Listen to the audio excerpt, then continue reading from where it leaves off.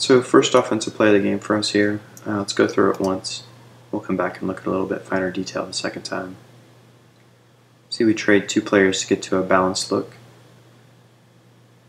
We're going to fake jet action here with Monroe, and then we're going to come for that back cut on the inside zone. Get a nice gain on first down from Fozzie there.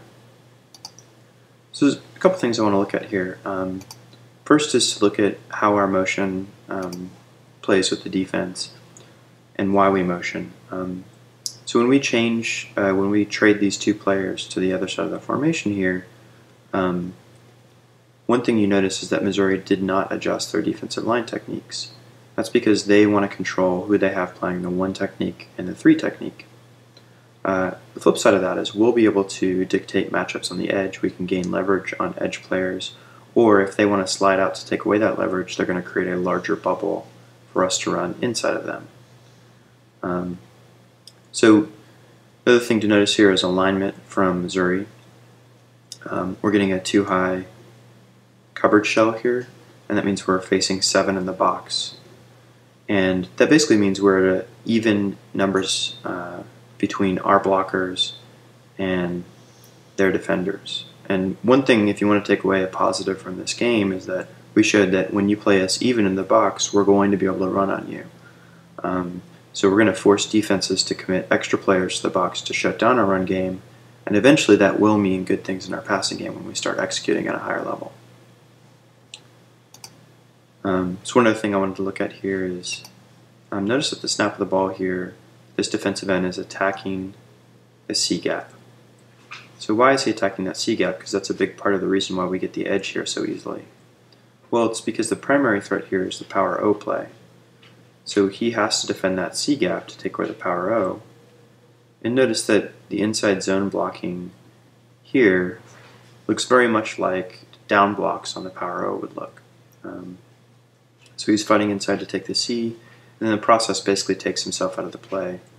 We immediately are going to get our running backs in good matchups and be able to get them to the second level of the defense. So still the first drive of the game here. Let's take a look at this next first down.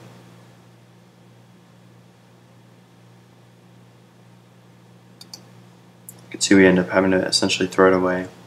Mike Davis reaches for the ball, but not going to happen. Let's kind of look at a couple things. The obvious thing there is the pressure from the nose right up the middle. He gets a swim move on Espinoza and gets a free run right at Ash. So that's one thing, is the protection isn't particularly good on that play, and in general we struggled in pass protection against their front. The whole right side of our line and Espinoza struggled all game long. If we go back to the snap here though, look at the concept that we're doing.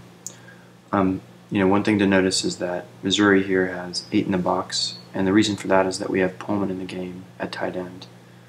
So they don't have to respect him as a vertical threat. That allows them to bring another player down in the box.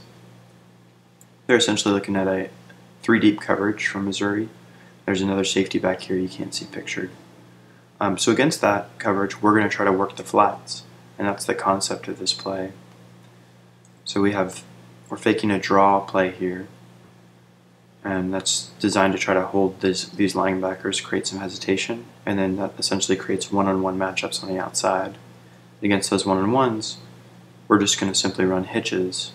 So these wide receivers are looking to push their defender until they force a commitment in their hips, and then they're going to cut their route off and look for the ball.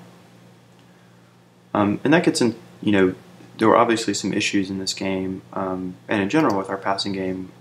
Ash definitely struggled with accuracy in hitting our wide receivers when they're open. There's also timing too. So as soon as he hits this point right here, he needs to keep looking to get that ball out. You can see that Goodwin has broken off his route already up here, and you can imagine that Davis is probably breaking his route off as well.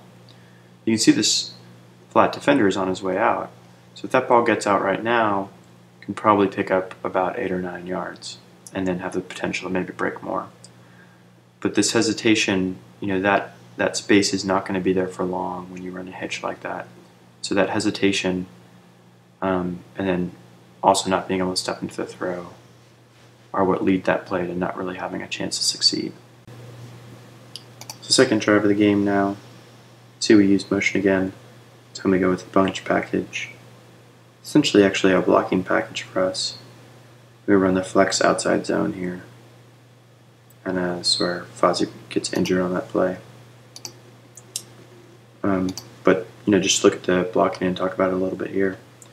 I talked about how we're getting a 7-man in the box look from the defense.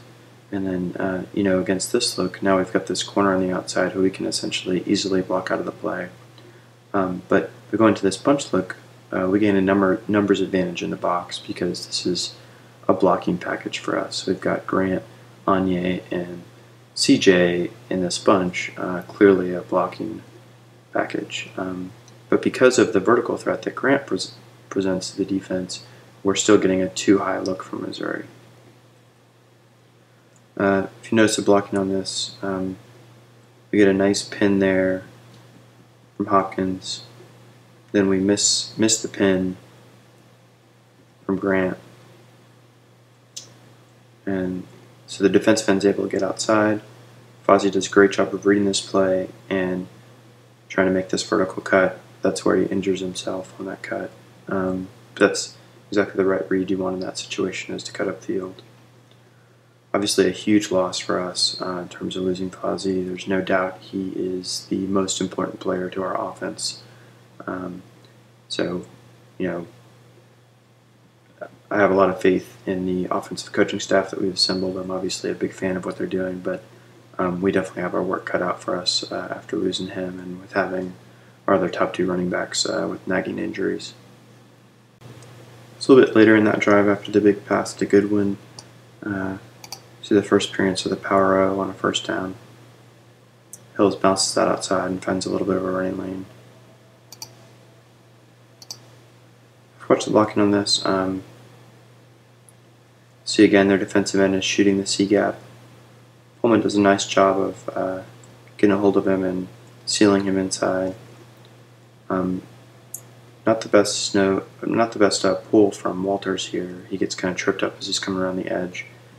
He wants to ride these blocks closely, but he needs to be a little bit quicker coming around the edge here. It's a slow pull for Walters there. CJ does a great job of coming up and winning that block. Like to get Goodwin make a little bit better location on his block here, but he does a good job of keeping his feet, at least presenting something for Hills to cut off of. Then here at the end of the run, you really see the difference between, a running back like Hills running the ball as opposed to if Bergeron's running this play. This is a safety coming up to make this tackle. And if Bergeron's running this play, there's definitely a difference in yardage and in impact for that safety. It's now third drive of the game. We're going to motion Goodwin across to change the coverage responsibilities here on the short side of the field. And we're just going to work timing routes here off a 3-step drop. We hit the curl route for a nice little pickup. There's one aspect of our offense, and or at least our passing game that's looked fairly decent, is Ash on the quick game has looked okay. I would look for that to be a little bit of a larger part of our game plan this week, particularly with injuries at the running back position. I think we're going to have to pick up yards on first down a little bit of a different way. So we're in 3 wide and we're running the flex. Get almost no pickup on first down, just about a yard. Come back and watch the blocking on this. You can see again, going to 3 wide with Pullman allows us to get back to 7 in the box. But we don't have a numbers advantage here. We're going to create a numbers advantage on the play side by running the flex play. Get these pins. And we're going to leave these backside linebackers unblocked and hope we can get the edge before they get there. Again, the key there is creating the seal on the defensive end This is the first time this year that I've seen Pullman actually get overpowered on a block, and you can see he gets pushed back there, and that's what blows this play up. Is that it's really a great play by this defensive end. Just watch it again full speed. Comes right down the line and blows this play up. Tremendous play by the defensive end. So just a little later in the drive, run first down here in an offset I twins. Basically an unbalanced look here to the wide side of the field. And so we go play action here, take a shot downfield, and just overthrow a good one by a good 5 yards. This one's really a shame because you can see, first of all, in alignment here for Missouri, we have Pullman in at tight end, and in addition to having 8 box defenders, they bring their safety over the top here. So the running game is really doing what it should here in terms of creating opportunities in the passing game. You can see we go with a slide protection here, which can kind of look like inside zone blocking. This is a full slide. And so, we're getting a one-on-one matchup here in essentially man coverage on the outside. And Goodwin can definitely beat that coverage. So it's frustrating, our running game did what it was supposed to in terms of creating the exact opportunity we wanted. We just need to be able to hit on a few of those a game for our offense to click. We've got to be able to pick up on some of those opportunities that we're presented with.